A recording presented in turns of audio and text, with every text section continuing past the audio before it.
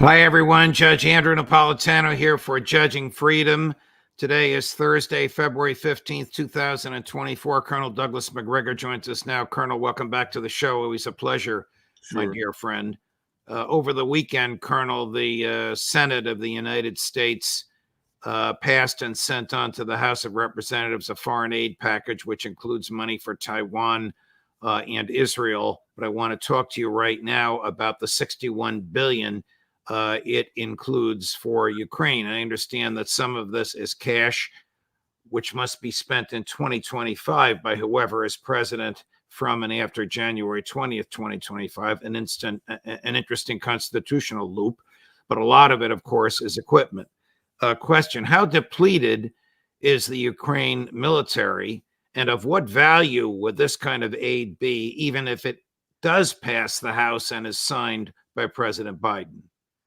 Well, to answer your question, keep in mind that much of what is being promised with the $61 billion will in fact not arrive for well over a year, maybe longer. We are not sending things that we already have on hand. We're sending things that we have to build. Our stocks are very, very low. We've sent about everything we can, so have the Europeans. So I don't think this has as much to do with Ukraine as most Americans think. Certainly, it's helping to maintain the facade that there is a viable government in Kiev that exerts some control over the country. I don't think it really does any longer. I think things are really simply falling apart. The military leadership is composed of people who are planning what I would call vengeance attacks, use missiles, drones, whatever they can find to harm Russians, primarily inside Russia. And then they're being helped by the SAS on the British side and others to launch the kinds of attacks you saw down in the Black Sea. None of them make any difference. None of them are going to change anything. So the first point to take away from this is most of this money is designed to enrich donors and keep assembly lines humming, which obviously is good for constituents. Doesn't do anything for the United States per se. I don't think it's helpful to us in the least. Strategically, it's self-defeating. But it keeps the Europeans in the game, so to say, as long as they stay in power. That is the globalist neocon elites. And it keeps us in the game, as you point out. But none of it's going to work. None of it's going to make any difference. Between now and then, the debt grows, our position weakens financially. Nothing good comes from it. Here's the neocon position. This will irritate you, but not surprise you, I'm sure. It's a clip from Senator Mitt Romney on the floor of the Senate shortly before the vote on Sunday evening. If we fail to help Ukraine, Putin will invade a NATO nation. He may delay his next invasion until he rebuilds his decimated military. But we must be clear-eyed. Ukraine is not the end. It is a step. If we fail to help Ukraine, China will eventually absorb Taiwan.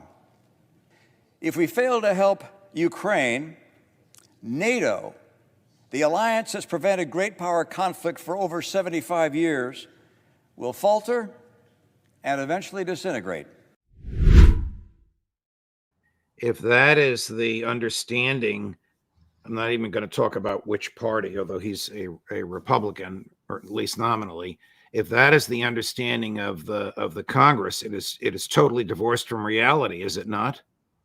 Oh, I'd say so. The thing I most admire about Mitt Romney is his choice of suits, ties, the way he looks, how carefully his hair is managed. I mean, the man always looks tremendous, but he can't say anything without notes in front of him. And he's always reading from something that someone else wrote for him. I don't know what the man actually believes. It's all nonsense. It sounded to me like a more eloquent version of LBJ telling everyone that if we fail in South Vietnam, the Chinese and the Russians are going to march into Malaysia and all the way to Australia. It's sort of ridiculous. But what is the significance of firing General Zaluzhny and hiring his replacement, the one they call, forgive me, his name is escaping me, Sarsky? Seriously. The one that his own troops refer to as the butcher of Bakhmut, from the way apparently he has treated his own men. You know, this is a strange one. As I understand it, the Syrski's family actually lives inside Russia. Hmm. Family is not living in Ukraine. Not all of it, but a substantial portion of it. So that's the first odd dimension to this whole thing. Second thing is, I'm told that he's really an instrument of MI6 in London and to a lesser extent the CIA. And Zelensky's running out of people who are loyalists, running out of anybody who's willing to follow his insane orders. And since the army itself is being rendered incapable of serious combat, thanks to all the casualties and losses, I think we're dealing with generals who are going to sign up for what I talked about earlier. These pointless attacks where the objective is to simply kill Russians, harm Russians, destroy Russian infrastructure. So I think that's about it. How long is this going to last? Well, you got to go back to Tucker's interview. And I think if there's one criticism I have for Vladimir Putin, one serious one, is that he's somewhat naive. I think he still believes that there's someone somewhere who's going to sign an agreement and help him end this war. I don't think it's going to happen. So how does the war end when the government totally and completely collapses and there's no place for American aid to go? Yeah, I think what President Putin has got to decide is how much longer he wants to wait for change in Europe. I mean, I'm still baffled by the fact that the same stooges are in charge in Berlin. Right. There's one place that should have changed quickly. It's Berlin. But the Germans have demonstrated that they're willing to endure tremendous deprivation and harm to their own country under the leadership of this government. So, until that happens, I don't know who Putin's going to talk to. The government in Poland right now is kind of an EU transplant. I think there's a higher probability of that being removed in Poland before the Germans finally wake up and remove the people in Berlin. So I don't know what he's going to do. I think he's going to have to make a decision. Do I continue to waste time on this battlefield with the remnants of the Ukrainian military because I don't want to kill people, because he really doesn't? Or do I just march to the Dnieper and then prepare to cross it and go into Kiev? Now, we all know that the plan is to leave Kiev and go to Lvov in Western Ukraine. But at least that robs this government of any last remaining shred of credibility or legitimacy, because they can't defend themselves and they have nothing with which to resist the Russians. So I think that's one way it could end. I don't see too many others, because it's very obvious that we're not going to talk to him.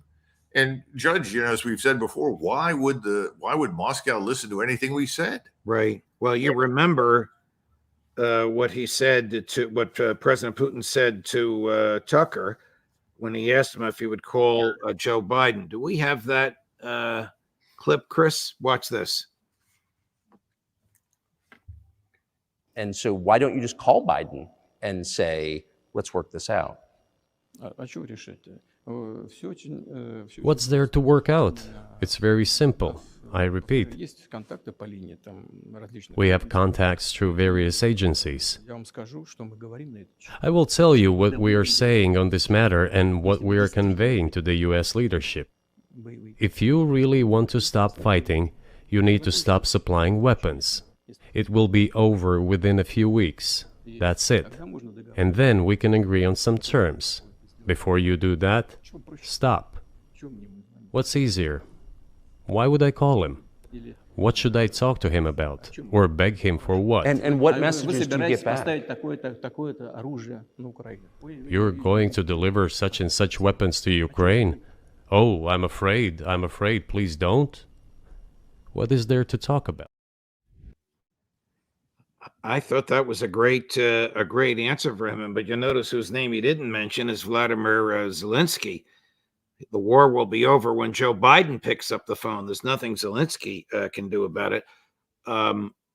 Your thoughts on what we just saw, Colonel? Well, he knows that Zelensky's a puppet. Zelensky is many things, but he's not a total fool. And that's why he was ready to sign up for that agreement that we went out of our way to crush with the help of Boris Johnson. And remember, I think Zelensky was told privately by everyone that spoke to him, whether it was Lindsey Graham or anybody else from Washington, D.C. or London, you stick with us. We'll provide you with everything. You will have the entire scientific, industrial, and military might of NATO and the United States behind you. You cannot lose. I think he bought it and decided to stick it out. And it was very obvious to him when he came back to the United States on more than one occasion to discover that whatever he thought he was going to get, he's not going to get. And there's not much that we can do for him. I mean, you can't build armies on the fly. We've talked about that. Right. That's absurd nonsense. But can President Zelensky really enter into negotiations without fear of an assassination from the Banderites and the Nazis in his own military and security staff? Well, I think the British have done probably the best job of securing his life. He's got British special ops types around him. So I think that's his ticket to survival at the moment. Will somebody get through and remove him? I have no idea. I have frankly expected a general officer or two from inside the Ukrainian army watching the debacle to finally step forward and say, that's it. Turn his force around and march on Kiev. It hasn't happened. I suspect they too are on the take. Everybody in Ukraine swims in a sea of corruption. Everyone is benefiting except the Ukrainian people. So I think the generals and the colonels are probably going to go along with this until somebody stops paying them. Let's switch gears over to the Middle East. You and I emailed each other earlier today about the significance of the meeting in Cairo between Turkish President Erdogan and Egyptian President al-Sisi. What do you think they talked about and maybe agreed to? They were together for 2 days. I think it's important for Americans to know that they have not really had government to government discussions and relations for 13 years. If you go back 13 years ago, you discover that we and the British, but I think more importantly, the Israelis, worked together to ensure that Mr. Morsi, who was legitimately elected, did not become president of Egypt. He was regarded as a Muslim Brotherhood member, an Islamist, and potentially dangerous to Israel, and certainly unwilling to do the bidding of the United States. So we did everything in our power to bring General Sisi into office, where he's resided ever since. This has been very problematic for Sisi because although he wants to be thought of as an Egyptian nationalist and as an Egyptian patriot, he has this baggage, which is not very good. Now, President Erdogan strongly supported Morsi. President Erdogan leads the Muslim Brotherhood in North America and de facto in the Middle East. He is seen as its head. Now he's finally buried the hatchet with Sisi, and Sisi's buried the hatchet with him. Why would they do this now? Well, there are two things. Both of them have an interest in sorting out the access to oil and natural gas in the Mediterranean, particularly in regard to events in Libya. Remember, we destabilized Libya, caused a terrible civil war. Lots of people have been killed. Lots of fighting has taken place. They realize that this fighting needs to end and a peaceful solution needs to emerge in Libya. So that's a long-term issue. But something else has happened, and that's the campaign in Gaza. Egypt is now in a very, very delicate and vulnerable position because the Egyptians have made it clear that if the Israelis attack Rafah and they go into the so-called Philadelphia corridor, the space between Gaza and Egypt, which under the treaty that reaches back to the 73 war, is ultimately their responsibility. That is Egypt's responsibility. If that is somehow or another violated by the Israelis, technically that's regarded as an act of war. On the other hand, the Egyptian spokesman and the foreign ministry have come out and said, well, we haven't said we'll go to war. That's not quite what we mean. And now we have this pending ground offensive on Rafah, which everybody recognizes, as King Abdullah in Jordan pointed out, that's going to kill tens of thousands of people. We don't know how many people it will kill, but could kill 100,000. You already have 500,000 people that are on the verge of starvation. You have huge problems with water purification, disease. This is just quote unquote icing on the cake that's going to make life there that much more terrible. He wants to do something, but he doesn't want to do it on his own. And I'm quite certain that he and President Erdogan spoke about this in great detail. Erdogan, I suspect, has told Sisi, we will stand by you. We will support you. We'll see. Mr. Erdogan was the gentleman at the final press conference who talked about Gaza. And he was very clear in his condemnation of what the Israelis have done and had really warned them against doing more of it. Sisi said nothing about it publicly. Right. He stood on the side and watched. So remember, Turkey is the de facto leader of the Sunni Muslim world in military terms and increasingly in political terms.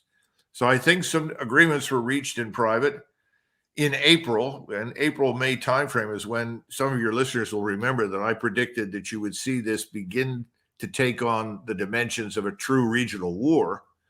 Sisi and Erdogan will meet in Turkey. We'll see where we are then. But I think this is the beginning of a coalescing alliance across the region. And I have not heard this anywhere but from you. The mainstream media just acts like this was a social meeting between them. I thank you for the insight that you have given us. Do you honestly think that the Egyptians and the Turks would use military might to resist or repel the IDF from Gaza, particularly if it kills another group of 10,000 or 20,000 people? It's already killed more than 30,000. As we've said before, Judge, no government in the region except Israel wants a war. None of the governments do in the Islamic world, particularly the Arab states, whose societies are fragile. They understand what a war with Israel would mean because it probably involves us. And they're looking at serious damage to the infrastructure that will be very difficult to rebuild. So the governments, that is, the ruling elites, don't want a war. The problem is their populations do. When I say they want a war, what I'm saying is that the populations are enraged. Somebody sent me a note recently from Cairo and said, well, there aren't hundreds of thousands of people in the street. But he said, no one here has stopped talking about Gaza. And everyone here is in agreement that Israel has to be removed from the map. If it isn't, they threaten the very existence of everyone in the region. Now, this is a change. Sure, we've always had blowhards that said things about, well, we'll wipe Israel off the map when we don't want this or that. This is not the same thing. This is a growing consensus in all of these states that something must be done about Israel. This is why I've worried from the very beginning, and I was very opposed to this because I want Israel to survive. I'm afraid that they won't. Has the United States exacerbated or hastened this by the 85 or 86 military assaults that Joe Biden ordered in the past 2 weeks in retaliation for the death of 3 Georgia National Guardsmen and the injury of 42 others? I think we've done much more than that. I think our failure to exert any real influence in Israel over the Israeli leadership to do anything differently. In fact, we've doubled down and increased our support, not just military support, but also monetary support for the Israeli economy. All of these things send a message to everyone in the region that we have no moral turpitude, that we have no use for Arab life, no use for Muslim life. That's the unambiguous signal. So I think our position in the region is in serious trouble. I think you're going to see Jordan, Egypt, you've already got Iraq and Syria that want us out of their countries.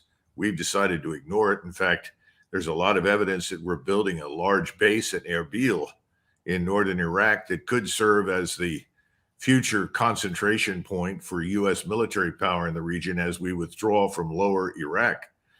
So I think it's the only thing that the 85 targets did was reinforce what everybody thinks, which is that we are Israel's staunch ally, but more important, we're going to do whatever the Israelis want us to do.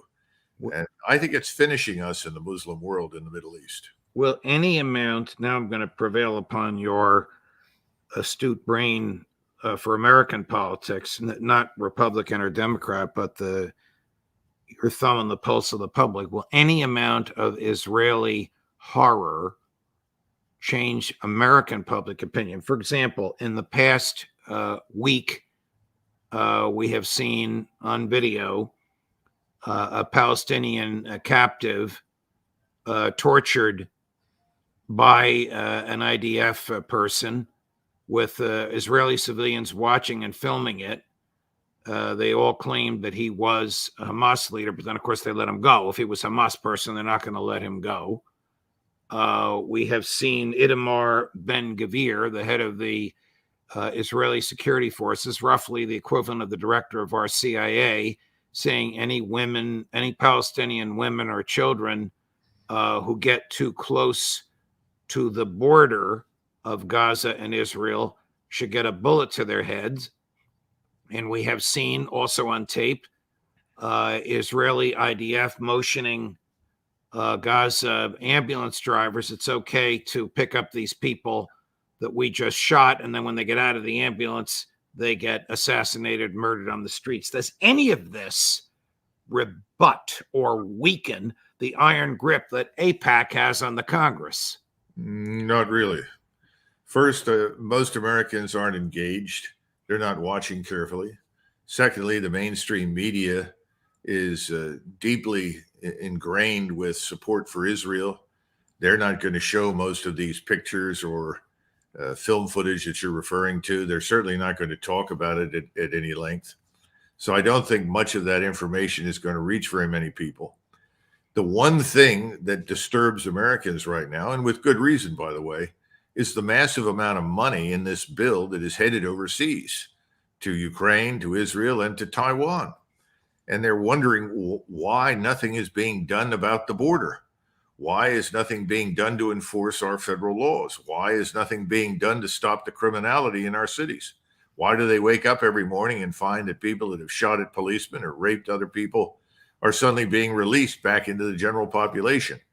That's where Americans are focused. They're very, very focused on the border right now, much more so than they are in anything happening overseas. So I think the short answer to your question is no. This is not going to change anything in the short run. I thought of you this week. I don't live too far from a special congressional election on Long Island, a district that is sometimes Republican but sometimes Democrat in terms of the member of Congress. It's George Santos's district. Right. The Republicans picked a former IDF fighter, a female, who was born in Ethiopia and is now an American citizen. The Democrats picked a moderate Democrat who sounded like Governor Abbott of Texas on the border. And guess what? He triumphed by 10 points.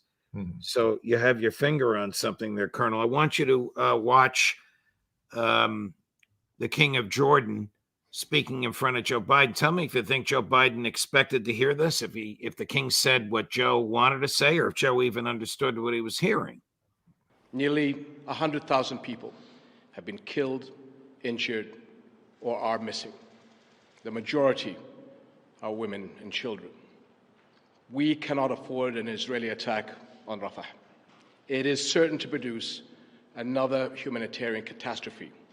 The situation is already unbearable for over 1 million people who have been pushed into Rafah since the war started. We cannot stand by and let this continue. We need a lasting ceasefire now. This war must end. We must urgently and immediately work to ensure the sustainable delivery of sufficient aid to Gaza through all possible entry points and mechanisms. And I thank you, Mr. President, for your support on this. Restrictions on vital relief aid and medical items are leading to inhumane conditions. Joe Biden can't say that because of the iron grip that AIPAC has on him and everybody around him. I suppose so. We pay lip service to aid, but we know the aid will not reach the people because the Israelis aren't going to admit the aid to Gaza. We're sort of fantasizing in two different directions. On one hand, we're fantasizing we're helping Israel to defend itself, but obviously this is far beyond self-defense. On the other hand, we're insisting that we support aid for the people of Gaza who are suffering, but we know it's not going to get there. the whole thing is a travesty. It's tragic. And before this is through, I'm sure another 100,000 people at least will lose their lives, maybe more. Just a question or two about King Abdullah. Is he a real king, a real and total monarch, or is he a figurehead like Charles III No. in Great Britain? And what kind of a military does he have, and would he ever use it? No, he's the real thing. He actually leads his country, and he controls the reins of power. He guides the parliament. He respects the parliament. He discusses with his advisors and members of parliament, but he is the king. He has been devoted to peace with Israel to the point where he's held together a population that on the one hand is descended from the original inhabitants, which we would call originally Bedu or Bedouin tribesmen, and also to millions of Palestinians who have fled into his country from Israel.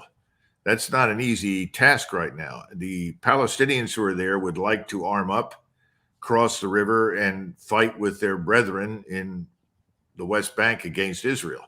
They know what's happening in the West Bank. They know what's happening in Gaza. He does have a good military. It's obviously a little smaller than what we would call the Marine Corps, and although it has more armor than the Marines do, but he's not in a position to take on the Israeli Defense Force alone. And I don't think he wants to. I think he recognizes that if war breaks out like that, it'll be regional in a very short period of time. But I think he and the president of Egypt are both on the verge of breaking their relations with us.